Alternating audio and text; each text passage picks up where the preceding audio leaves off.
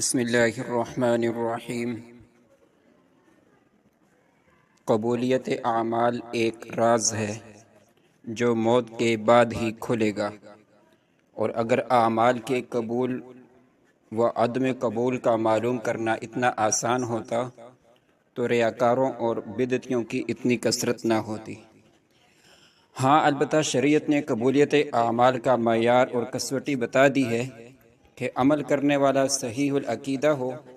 عمل عین سنت کے مطابق ہو اور خلوص پر مبنی ہو، اور اپنے نیک اعمال کو برباد کرنے والے گناہوں سے بچتا ہو، تو اس سے اللہ تعالیٰ سے قبولیت اور فضل کی امید رکھنی چاہیے۔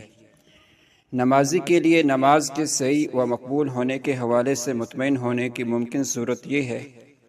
کہ وہ نماز کو اس کے ارکان، شروط اور واجبات کے ساتھ اچھی طرح پوری پڑھے اور پورے خشوع اور خضوع کے ساتھ ادا کرے،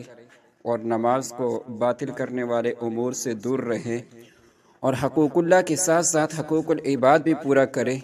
کیونکہ آپ نے فرمایا کہ اللہ پاک اپنے حقوق تو معاف فرما دے گا مگر بندوں کے حقوق معاف نہیں فرمائے گا۔ جب یہ تمام شرائط پوری ہوں تو پھر اس قبول ہونے کا معاملہ اللہ ہی کے ہاتھ ہے کہ بس وہ شریعت کے مطابق عمل کرے اور اللہ سے حسن ظن رکھے اور قبولیت اعمال کی دعا کرتا رہے۔ بے شک اللہ تعالیٰ متقی لوگوں کے اعمال کو قبول کرتے ہیں